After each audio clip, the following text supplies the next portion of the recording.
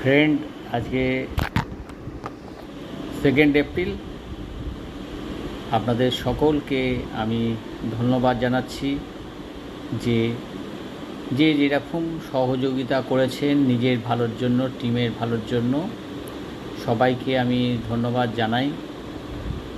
জীবনটা এরকম বহমান, এইভাবে বয়ে চলতে হয়।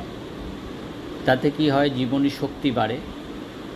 যারা কাজের মধ্যে থাকবেন তাদের জীবনী শক্তি বাড়বে এবং অবশ্যই তারা তার মধ্যে দিয়ে শুধু টাকা নয়, নির্মল আনন্দ পাবেন। আমি সেটাই পাই।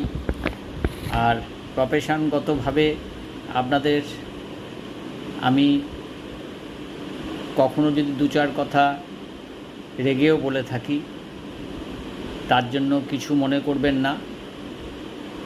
আসলে আপনারা প্রত্যেকে আমার খুব কাছের হৃদয়ের বন্ধু। আমি প্রত্যেককে চাই নিজের মতো ভাবতে, আপনারাও সেটা ভাবেন। যাই হোক, আবার নতুন বছর আসছে, এসে গেছে অলরেডি। আমরা শুরু করব 2-3 দিনের মধ্যে শুরু করব। আমি চাইব এইটাই যে সকলে নতুন উদ্যম নিয়ে শুরু করবে। শুধুমাত্র পুরস্কার বিতরণ আপনাদের যেটুকু বাকি আছে, যে কজনের বাকি আছে, কালকে আমরা করেছি। আজকে যারা বাকি আছেন তাদেরকে করে আমরা অনুষ্ঠান শেষ করব।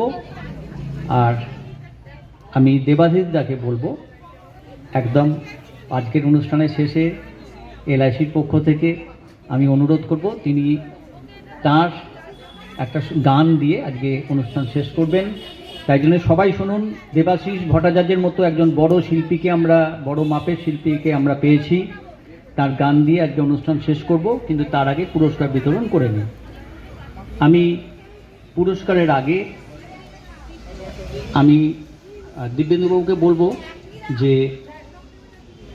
আমাদের যে শিল্পীকে আমরা পেয়েছি তাকে একটি ছোট্ট উপহার দিয়ে আপনাদের পুরস্কার দেব। আপনি এসে দিয়ে দিন।